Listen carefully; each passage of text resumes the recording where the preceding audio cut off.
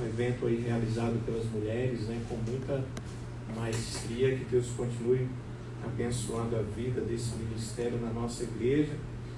E também lembrando, é sempre muito oportuno lembrar que as nossas atividades voltaram à noite. Estamos aqui, né, tanto que estamos tendo a presença daqueles que nos acompanham aí pelo Instagram, mas a nossa escola bíblica, que tem sido tão enriquecedora e tem tanto abençoado as nossas vidas, continua com a sua transmissão, né, online, às 10 horas, todo domingo, às 10 horas da manhã. E tem sido estudos extremamente abençoadores, edificantes para as nossas vidas. Então, fica também o nosso convite àqueles que estão nos acompanhando nessa transmissão e a todos, né, que estão aqui nessa noite, para que a gente possa estar juntos todo domingo às 10 horas da manhã com a Escola Bíblica Dominical.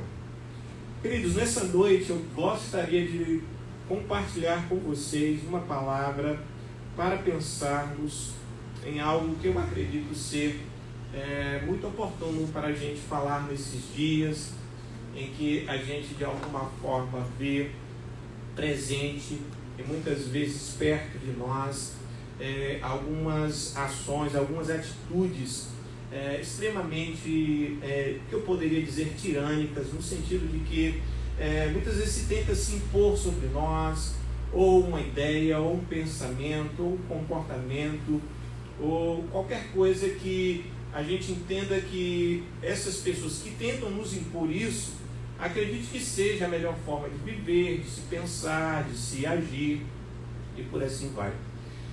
Mas mais do que isso, né, nesse tempo que a gente vê, de alguma forma, pensamentos, por exemplo, como pensamentos eugenistas, e tantos outros nesse sentido de uma raça perfeita, uma sociedade perfeita, um homem perfeito, uma profissão perfeita, e por aí vai, um corpo perfeito. A gente precisa pensar muito sobre pensamentos como esse, atitudes como essas, formas de se viver como essa, e que aponta para uma tirania do que é ser bom. Então eu queria pensar justamente sobre isso com vocês nessa noite, sobre essa tirania crescente nos nossos dias, que é a tirania do ser bom. E eu vejo um texto que nos ajuda a pensar e a refletir muito sobre isso. Marcos capítulo 10, versículos 17 a 22, diz assim: E pondo-se a caminho, correu para ele um homem, o qual se ajoelhou diante dele e lhe perguntou: Bom mestre, que farei para herdar a vida eterna? E Jesus lhe disse: Por que me chamas bom? Ninguém há bom senão um, que é Deus. Tu sabes os mandamentos: não adulterarás, não matarás, não furtarás, não dirás falso testemunho, não defraudarás alguém, honra a teu pai e a tua mãe. Ele, porém, respondeu e disse: Mestre, tudo isso guardei desde a minha mocidade. E Jesus, olhando para ele, o amou e lhe disse: Falta-te uma coisa. Vai, vende tudo o que tens, quanto tens, e dá aos pobres, e terás um tesouro no céu. E vem, toma a cruz e segue. Mas ele, pesaroso desta palavra, retirou-se triste, porque possuía muitas propriedades. Parece estranho, quando a gente olha para esse texto, que alguém chega com uma pergunta muito clara e muito específica para Jesus e diz: o que eu posso fazer para herdar a vida eterna? E é interessante, e foi exatamente essa questão que me inquietou nesse texto, que Jesus, mesmo antes de responder a esta pergunta, ou talvez já a respondendo, talvez seria isso, mas não indo diretamente, talvez, àquilo que era a expectativa de resposta desejada por este homem, Jesus lhe faz uma outra pergunta. Jesus pergunta: por que me chamas bom? Não o bom da Sinara, né? Todo mundo já sabe que não é essa a questão, não é o sobrenome bom. Mas por que me chamas bom? Então, esse texto me colocou uma questão para pensarmos aqui nessa noite. O que é ser bom? E aí, quando a gente faz essa pergunta, a gente pode estar pensando em quais referenciais nós poderíamos usar essa noite aqui para definir o que é ser bom. E, evidentemente, que muitas pessoas, ao pensar na relação ou identificar uma pessoa como sendo uma pessoa boa ou uma boa pessoa, ela possa usar alguns referenciais que inclusive nós usamos para avaliar algumas coisas, alguns objetos. Por exemplo, a aparência. E aí me veio aqui à mente, se a gente vai no supermercado e a gente vai comprar uma determinada fruta, e você olha para aquela fruta, o que você faz? Você olha primeiro para a sua o quê? Aparência. Se ela não tiver uma aparência muito boa, o que você faz? Descarta. Não é isso? É possível também que, é óbvio que ainda está nesse campo, nessa dimensão da aparência, mas isso pode ser extremamente relativo, porque ela pode ter uma aparência boa, mas não ter uma cor, por exemplo. É bem possível que algumas pessoas vão comprar algum determinado alimento, por exemplo, um tomate. Eu não sou expert em compras, mas eu aprendi alguma coisa, não com o Garcia. Ele senta lá atrás e ele pensa que eu não vou vê-lo e não vou falar e não vou comentar sobre ele. Está redondamente enganado. Mas evidentemente que eu não tenho essa experiência toda que o Garcia tem em compras, né, especialmente em retiros promovidos pela igreja. Né? Mas o que acontece? Eu sei que algumas pessoas, mesmo que a fruta tenha uma boa aparência, um tomate, por exemplo, é possível que a pessoa vá comprar um tomate e ela vá comprar de acordo com a sua cor. Tomate mais vermelho, ou um tomate não tão vermelho, um pouco mais verde. Então a cor muitas vezes se torna uma referência também. Não é engraçado como muitas vezes a gente também utiliza esses mesmos referenciais para julgar o que é uma pessoa boa. Podemos às vezes julgar pela sua aparência, podemos julgar muitas vezes pela sua própria cor. Então é evidentemente que a gente pode ter alguns referenciais e esses referenciais se tornam determinantes para julgar. E aí, ao fazer isso, nós temos a mesma atitude que temos com as coisas. Se essa pessoa não tem uma boa aparência, se essa pessoa não tem uma cor que me seja agradável, se essa pessoa não tem um comportamento, um estado que me seja agradável, eu faço da mesma forma como faço com a fruta na feira. Eu simplesmente a jogo de lado. Eu a rejeito. Eu sei que, evidentemente, quando Jesus faz essa indagação, não está aqui esses critérios de avaliações, de cor, de aparência, que a gente pode trazer para a relação, de raça e por aí vai. Está aqui, evidentemente, quando esse jovem faz essa afirmação de Jesus, um referencial. Qual é o referencial? O referencial religioso. Aquele jovem se aproxima e diz para Jesus: bom mestre, porque ele tinha em Jesus a característica, o exemplo típico de uma pessoa que cumpria com todas as obrigações e todo aquele ritual que acreditava ser, que qualificava como sendo um bom judeu, aquele que obedecia às coisas prescritas pela lei. A gente poderia pensar que também aquele homem pudesse estar dizendo que Jesus era um bom mestre, não só pela sua prática, mas também pelo seu conhecimento, por aquilo que Jesus transmitia, por aquilo que Jesus ensinava. E a gente poderia pensar também, conjecturar, que aquele homem poderia estar dizendo que Jesus era um bom mestre, porque ele estava vendo ali alguma coisa que ele poderia trazer, por exemplo, da cultura grega, que acreditava que uma pessoa boa é aquela que tinha grandes virtudes na sua vida. Então, se a gente pode usar esse referencial, o referencial das virtudes, evidentemente que cabe a dizer para Jesus que ele era um bom mestre. Mas aí é que vem algo que é muito interessante e muito pertinente nesse texto para a gente pensar. É que Jesus sequer toma esse título para si. Jesus não toma para si aquilo que aquele homem estava atribuindo a ele, que ele era um bom mestre. E ele responde a esta afirmação, a essa declaração deste homem, com uma afirmação categórica, dizendo: ninguém, absolutamente ninguém, há bom senão um, que é o quê? Deus. E aí é que esse texto passa-nos a fazer pensar que precisamos rever, precisamos repensar e precisamos indagar e questionar os nossos referenciais pelos quais nós julgamos ser uma pessoa boa. Não pode ser a aparência, não pode ser a cor. E aí a gente vai observar nas palavras de Jesus que quando nós estamos querendo pensar em um ser bom, se precisamos e devemos usar um exemplo, ou um modo, ou um modelo de bondade, nós precisamos primeiramente olhar única e exclusivamente para a pessoa de Deus. Só há um ser em absoluto que possa dizermos que este é um ser bom. E este ser se chama quem? Deus. Por isso que diante daquilo que Jesus nos coloca para pensar nessa noite, independente de quais sejam os nossos referenciais, se vamos utilizar os referenciais religiosos, as práticas religiosas, se vamos usar os referenciais das virtudes, da moral, da ética humana, não existirá na face deste planeta Terra nenhuma pessoa que seja absolutamente o quê? Boa. E aí é que a gente começa a trazer algumas questões. Por quê?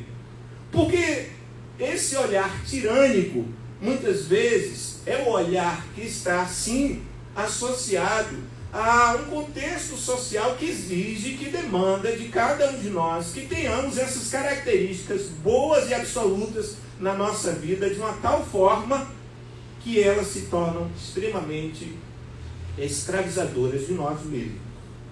O que eu quero dizer com isso?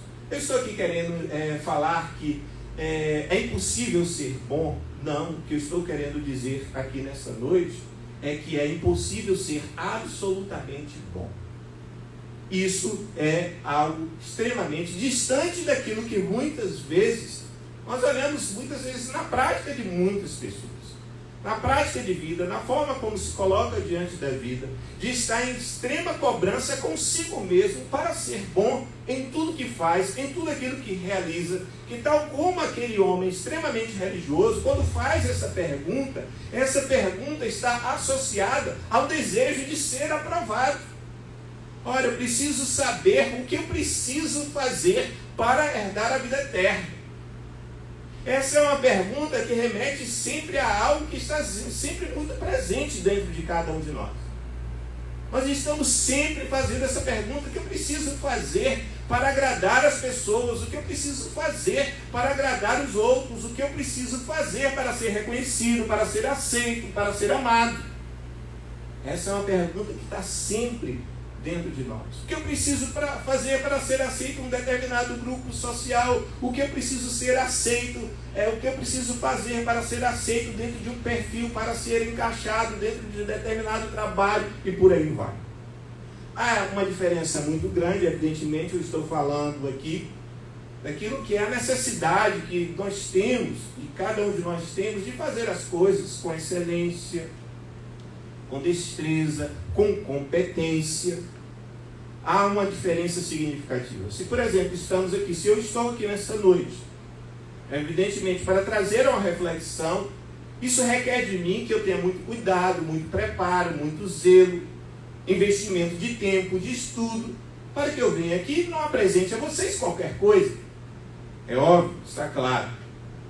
Mas quando nós estamos falando dessa tirania do ser bom, se torna extremamente tirânico e escravizador dentro de nós mesmos, quando eu passo a ter a ideia de que eu preciso fazer uma coisa extremamente excelente aqui nessa noite para ser aceito, para ser reconhecido, para ser escutado, para ser valorizado.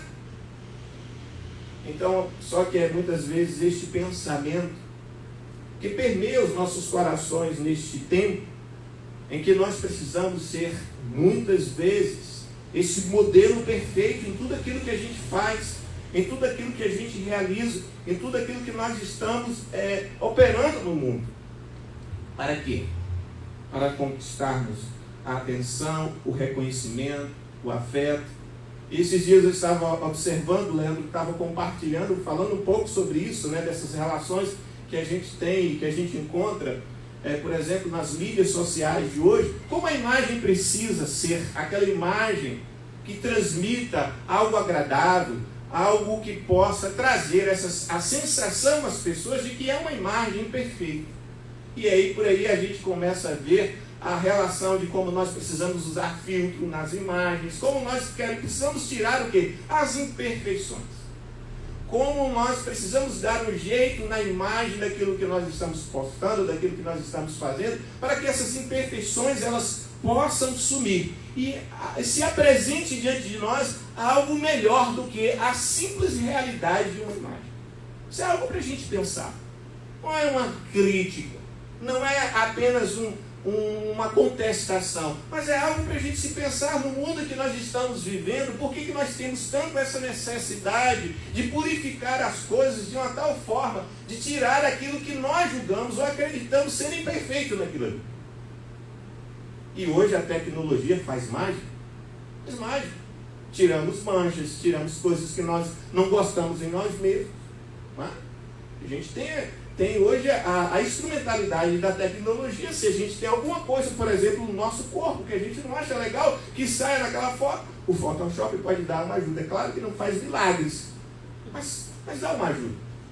Alguma coisa que está sempre ali nos incomodando, que não está no nosso modelo, que não está dentro das nossas expectativas, não está bom.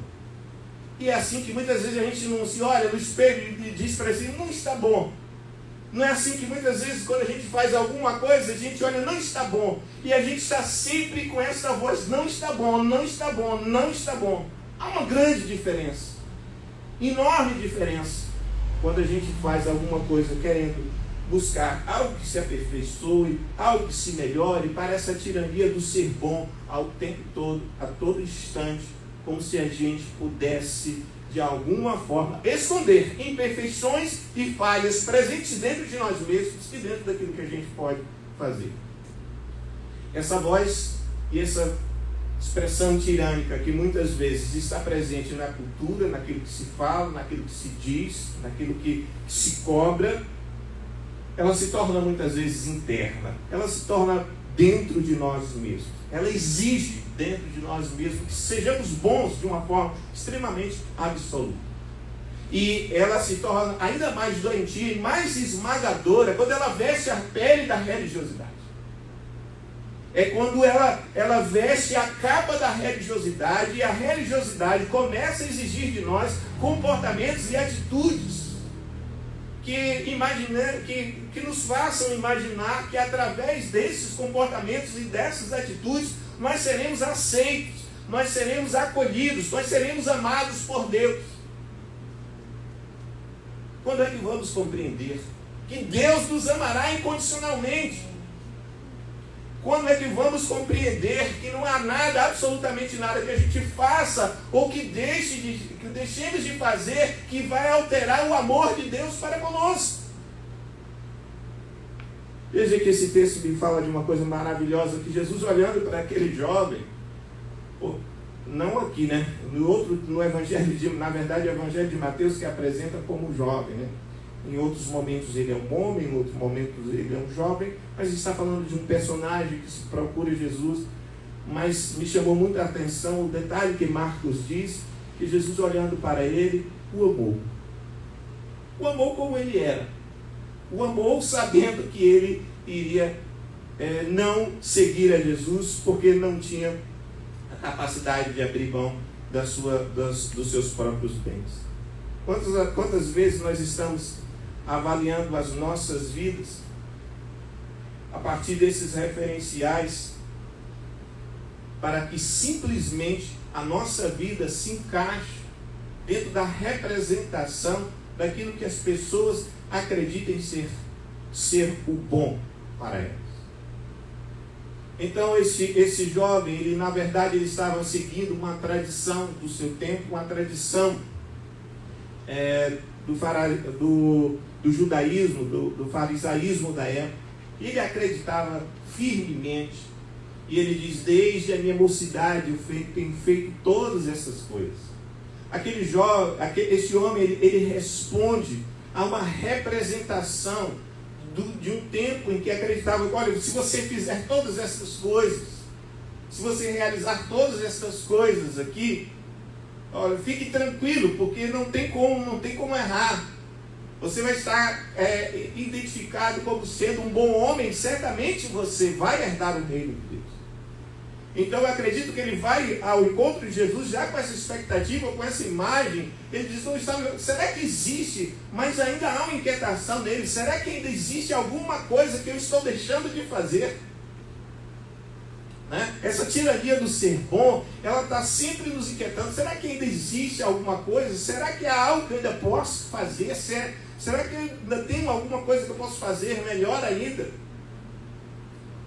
E ele vai então a Jesus dentro dessa inquietação, mas essa inquietação é muito mais movida por uma representação do seu tempo, da sua época, do pensamento religioso, do que propriamente alguma outra coisa. E eu fico pensando aqui o quanto isso alimenta um espírito arrogante dentro de nós. Não nesse caso, mas eu fico imaginando o quanto as pessoas simplesmente criam essa representação do que é ser bom, do que é ser um bom cristão. Ser um bom cristão. E aí elas começam a categorizar uma série de comportamentos. Ser um bom cristão é isso.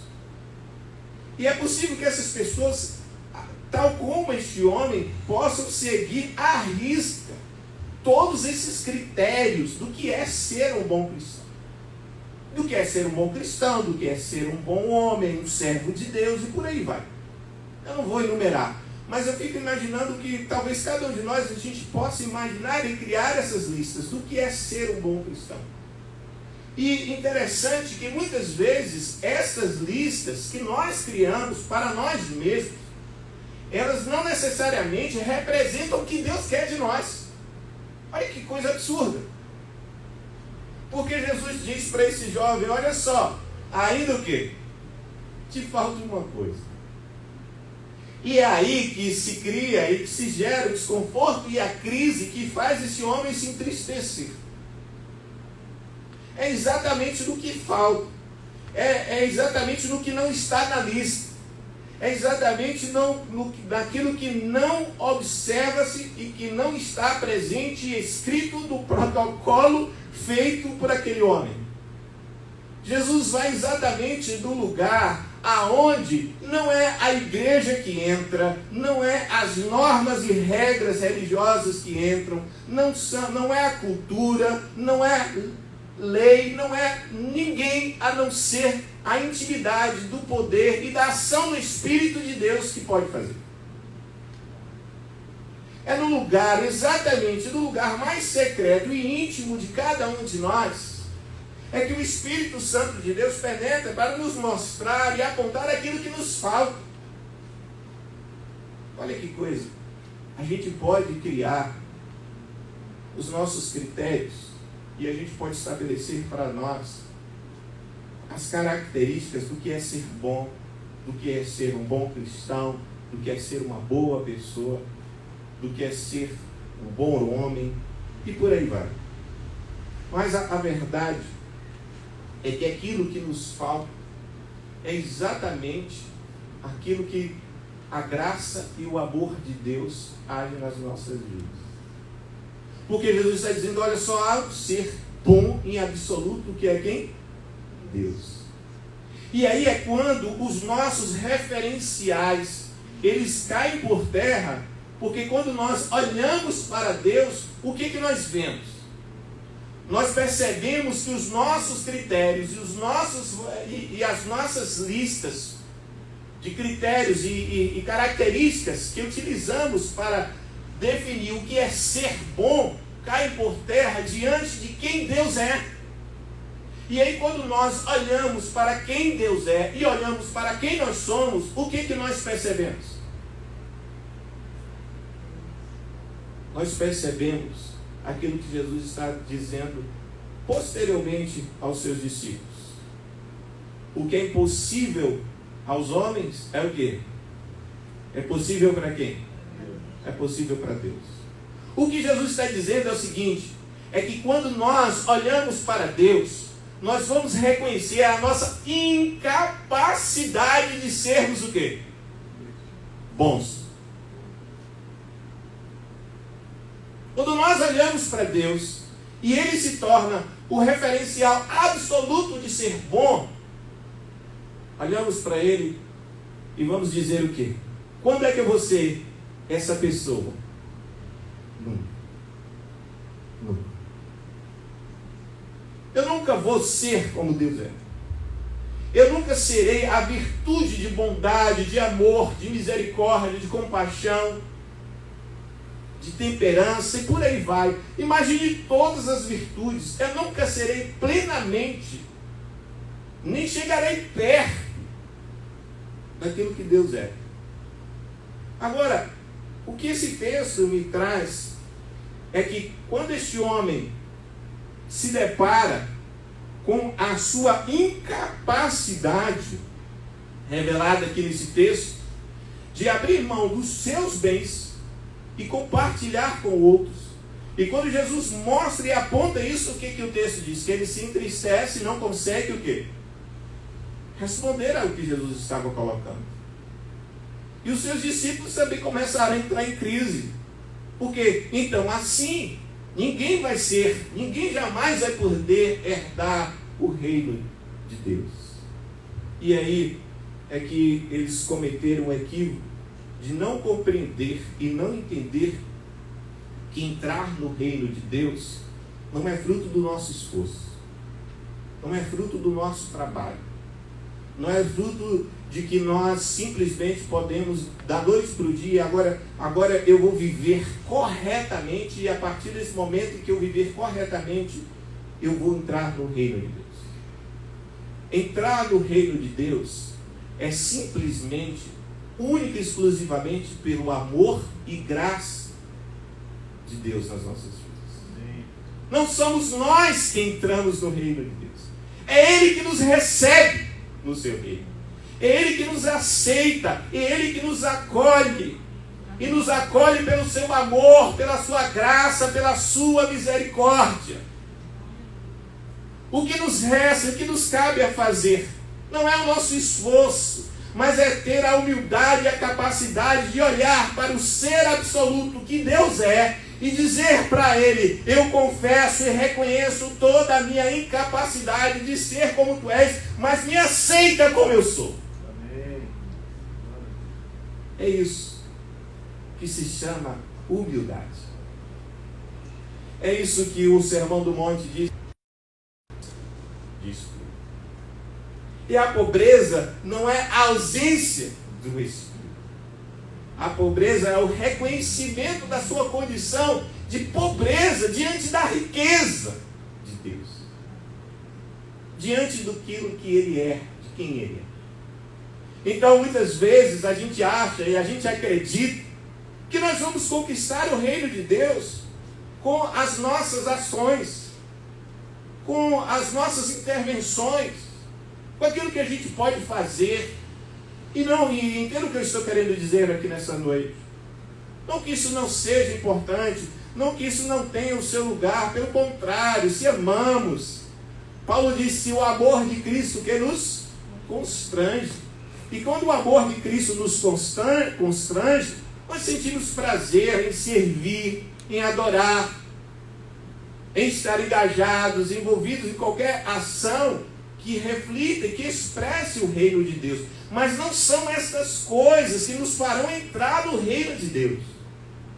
Não é porque você canta na igreja, não é porque você participa de um ministério na igreja, não é porque você tem um comportamento ético, moral correto. Todas essas coisas são consequências daquilo que é o efeito do amor de Deus nas nossas vidas. Mas ninguém chega a Deus por essas coisas, porque não há um ser absoluto que seja bom. Deus, quando nos olha, quando nos vê-nos nas nossas imperfeições, nas nossas fraquezas, nos nossos pecados, mas Ele nos aceita a si mesmo como nós somos. Amém. E Ele nos convida. Aí Ele nos convida para algo que é decisivo, para que nos tornemos pessoas melhores. Ele nos convida para uma relação. E se há uma coisa que pode mudar as nossas vidas, é essa relação. Vocês percebem o que Jesus disse para aquele homem? Ele não estava querendo os bens.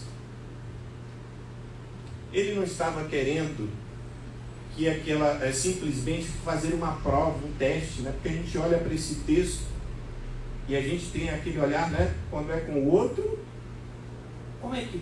se fosse eu, né? A gente tem essa mania, né, de olhar para o texto, se fosse eu, tinha deixado todos os meus bens e tinha seguido. Será? Quantas coisas na nossa vida a gente não consegue abrir mão? Quantas coisas, além de riquezas e tantas outras, que a gente nem consegue observar. Aquele homem achava que não lhe faltava nada, até que o olhar de Cristo mostra para ele o que lhe falta. Talvez você esteja nessa mesma condição, acreditando que não te falte nada, né? E aí vem a ação do Espírito de Deus e nos mostra aquilo que está nos faltando a todo tempo, a todo instante, e a gente vê que o amor de Deus nos alcança dessa mesma forma. O que é fundamental nesse texto para mim, para compreender o que Jesus de fato queria daquele homem, é quando ele diz aqui no final: falta-te uma coisa, vai, vende tudo que tens e dá aos pobres, terás um tesouro no céu, e vem o quê? Toma a cruz, o quê? E segue. A gente fica tão preso, porque isso nos toca, quando a gente pensa no olhar das riquezas, dos bens, das propriedades que aquele homem não deixou, que a gente esquece que a coisa que Jesus mais queria é que ele o seguisse. O mais importante nesse texto, para além das riquezas, é que aquele jovem seguisse a Jesus. O que Jesus está convidando, olha, há uma forma de entrar no reino, e a forma que você tem de entrar no reino, primeiramente, é entrar da forma como você está, mas uma vez lá dentro, que você me siga, que você construa uma relação comigo. É possível que a gente faça tantas coisas como aquele homem fez. É possível que a gente construa, que a gente realize tantas ações, tantas atividades para Deus, em nome de Deus, sem nunca ter seguido a Cristo. Sem nunca ter tido de fato uma comunhão íntima e verdadeira com Cristo. Sem nunca ter vivenciado um discipulado verdadeiro. E não é esse discipulado de aprender doutrinas. Não é o discipulado de se saber sistematicamente todas as doutrinas, todos os princípios, que digo mais uma vez, é muito importante, é essencial, diria que tem o seu lugar, como muitas vezes já fizemos aqui na igreja, de convidar as pessoas a conhecerem mais a palavra, a entender os fundamentos da fé cristã. Mas se todas essas coisas e todo este conhecimento não contribuir para que você construa uma relação com Cristo, será apenas mais um como este homem que conhecia toda a lei. E olha só, não eram coisas, digamos assim, sem importância. Jesus diz: honra teu pai, honra tua mãe, não adulterarás, não matarás, não furtarás, não dirás falso testemunho. E este homem possivelmente cumpria todas essas coisas, tanto que Jesus o amou. Jesus o amou. Não se tratava de uma pessoa que não tinha nenhuma sinceridade. Não se tratava de nenhuma pessoa que não tinha uma disponibilidade, de fato, e um querer no seu coração de servir a Deus.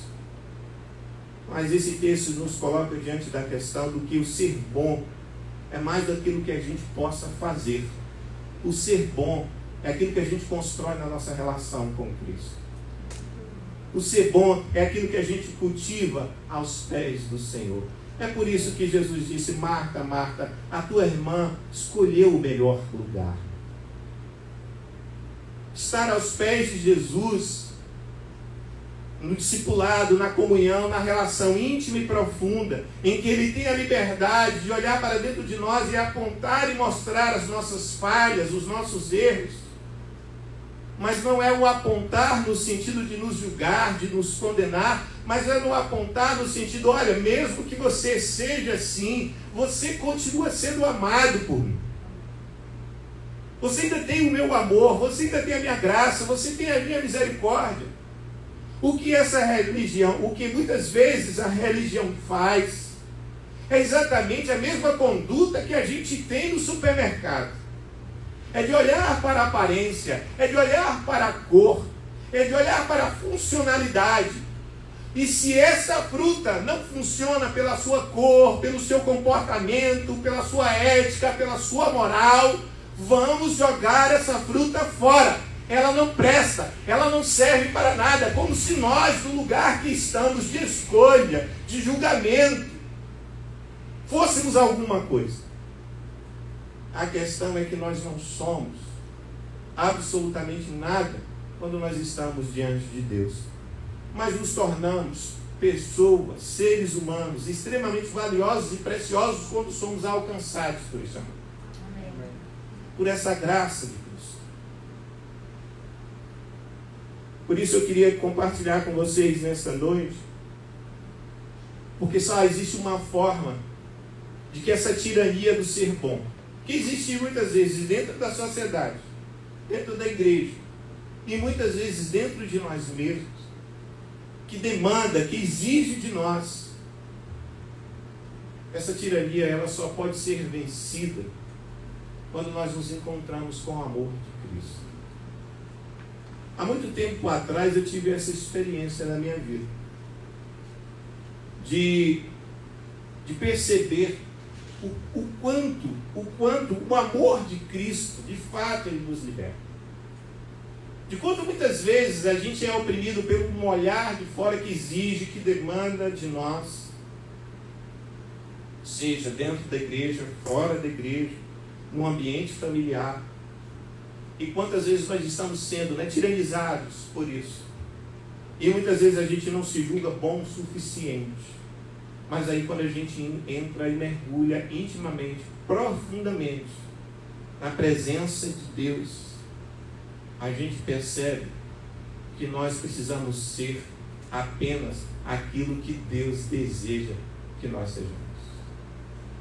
E aí quando a gente percebe que Deus quer o que Deus deseja e o que Deus quer, apesar das nossas imperfeições, a nossa vida muda radicalmente.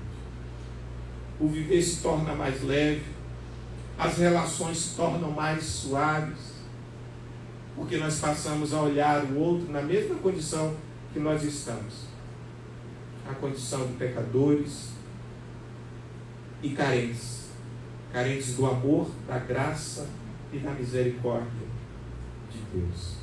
Então eu queria compartilhar com você também que está aí nos acompanhando pelo Instagram nesta noite, você que talvez esteja vivendo uma situação muito parecida com essa pela qual nós estamos narrando aqui nesta noite, quanto você se cobra, quanto você se julga, ou muitas vezes o quanto você precisa responder a uma tirania que vem de fora, de ser uma boa pessoa, de ser cada vez mais alguém que seja destituído de imperfeições, de falhas, de fraquezas. Eu não quero aqui dizer nessa noite para você que ter algumas vulnerabilidades, algumas fraquezas na nossa vida, isso é bom. Não, não é. Ter fraquezas, vulnerabilidades, muitas vezes nos coloca diante da vida em situações muito ruins. Mas o que eu quero de fato compartilhar com essa palavra é que o outro polo também, ele é tão doentio, ou até vezes mais doentio, mais destrutivo na nossa vida quanto esse. que é o polo que exige e que demanda que nós sejamos bons de uma forma absoluta, inteiramente, a todo instante, a todo momento. E aí a gente observa o valor da graça e do amor de Deus quando vemos que Deus nos ama, que Deus nos acolhe nas nossas fraquezas, nas nossas vulnerabilidades, nos nossos defeitos, nas nossas fragilidades. A palavra de Deus nos diz que o Espírito Santo de Deus nos ajuda aonde? Nas nossas o quê? Nas nossas fraquezas. Porque nós não sabemos nem pedir. Muitas vezes nós não sabemos nem pedir. E o Espírito Santo do Senhor nos ajuda a interceder, a pedir a Deus o que de fato nós precisamos, o que de maneira real nós necessitamos. Então que você se permita nesses dias ser um pouco liberto dessa tirania e que você se entregue um pouco mais a este amor, a esta graça e essa misericórdia, essa dádiva de Deus que nos é outorgada de uma forma gratuita.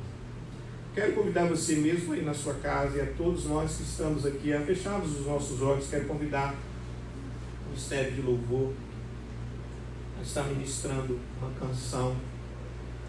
Enquanto estamos cantando, enquanto estamos sendo ministrados por essa música nessa noite, que o Espírito de Deus penetre no seu coração e traga até você este conforto, este consolo e essa paz que o Espírito Santo nos traz quando nós somos alcançados por este amor, por essa graça e por essa misericórdia divina.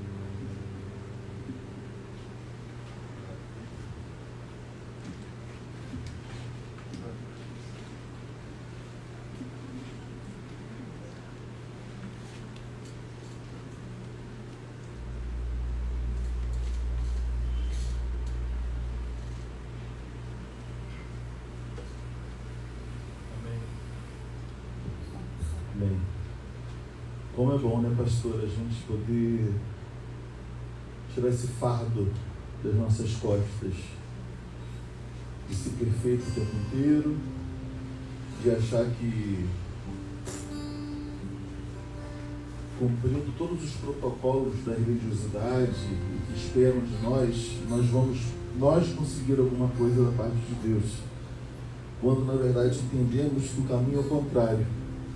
Quando nós reconhecemos os méritos de Cristo, quando nós reconhecemos a grandeza de um Deus que é perfeito, aí sim nós nos tornamos dependentes.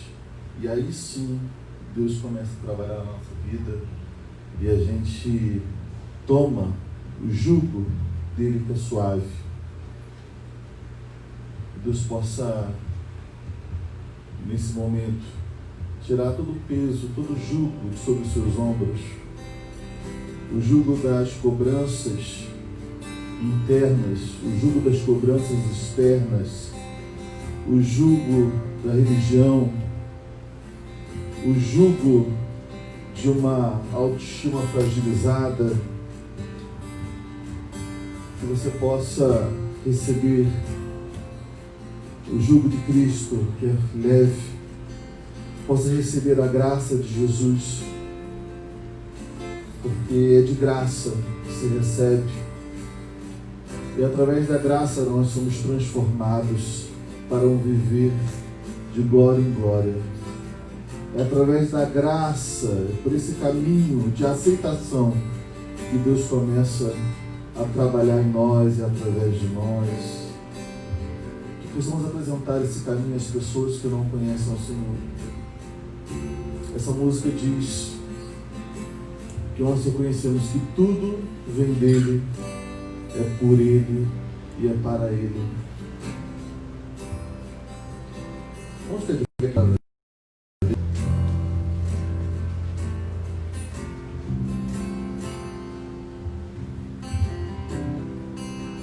A ti eu vou clamar, pois tudo vem de ti e tudo está em ti.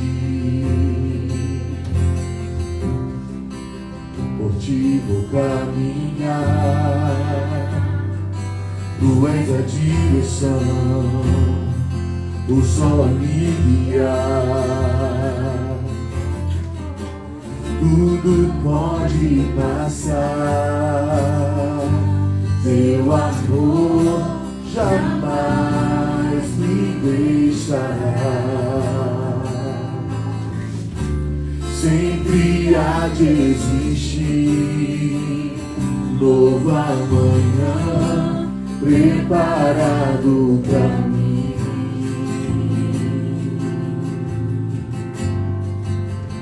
Do início,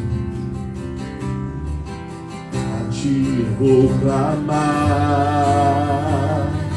pois tudo vem de ti e tudo está em ti. Obrigado, Senhor. Por ti vou caminhar, tu és a direção, o sol a me guiar. Tudo pode passar, teu amor jamais me deixará. Sempre há de existir, sempre há de existir novo amanhã preparado pra mim. Preparado pra mim. Eu me rendo aos teus pés, és tudo que eu preciso pra viver. Eu me lanço aos teus braços, onde encontro meu refúgio, Jesus.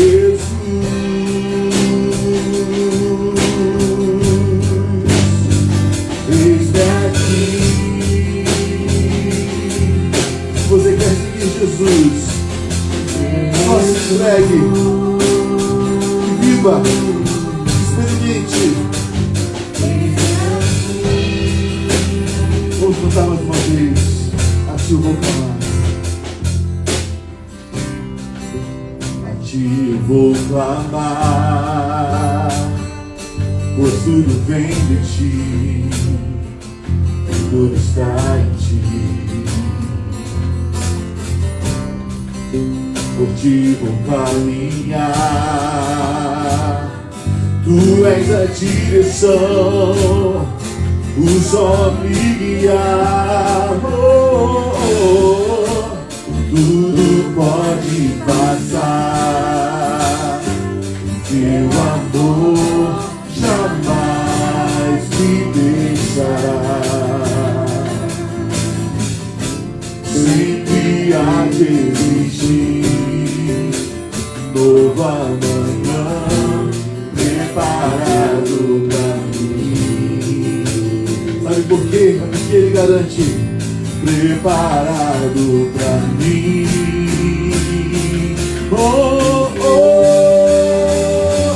Eu me rendo aos teus pés, és tudo que eu preciso pra viver.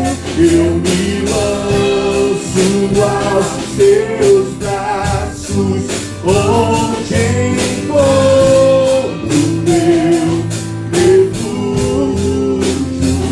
Eu me rendo aos teus pés, és tudo que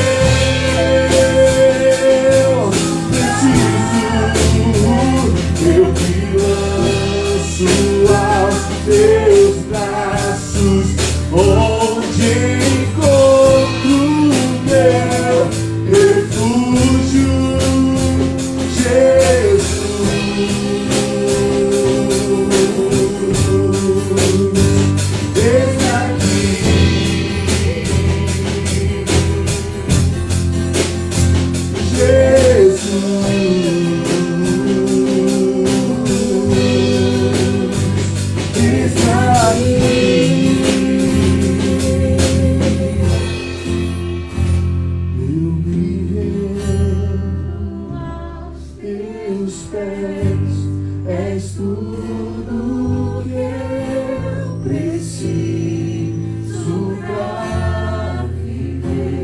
eu me lanço aos teus braços, onde encontro meu refúgio.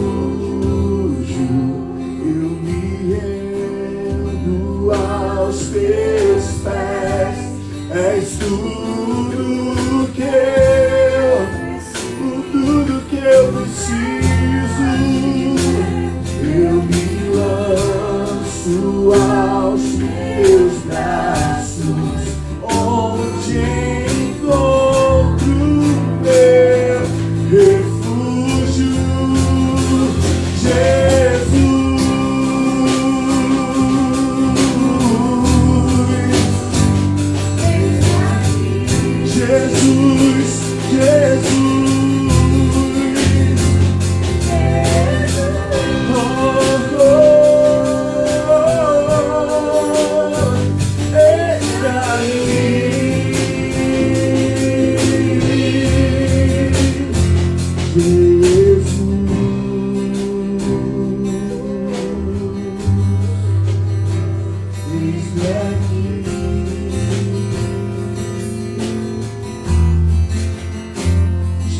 Jesus, eu quero te servir.